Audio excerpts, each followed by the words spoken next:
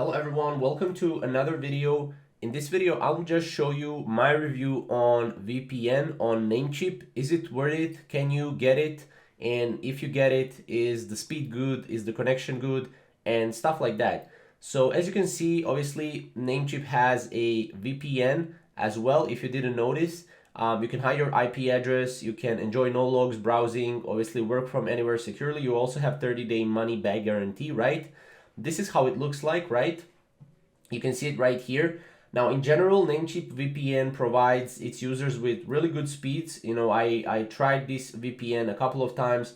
It has pretty great connection consistency as well. So you will get a really good, I would say, really good experience while using this.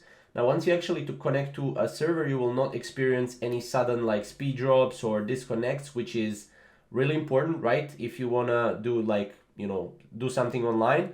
Now obviously for 1 year plan, you have $1 a month. I think $1 a month is a great price for this premium VPN. Now you can also if you want, you can also do a monthly plan, which is almost $1 a month pretty much. But yeah, like this is really easy VPN to use. It's really simple. Again, it's easy to use really for people that don't want any complicated VPNs.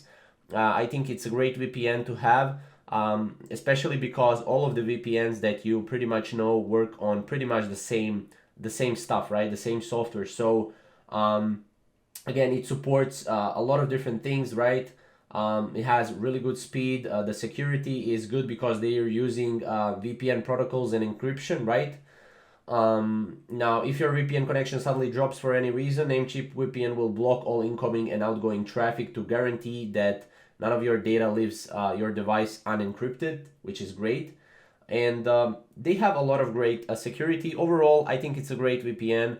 It's cheap VPN. So if you're looking for cheap, reliable, and fast VPN without any lags, I think Namecheap is definitely the VPN for you. Now, if you have any questions regarding this, again, comment down below. We'll see you in the next video.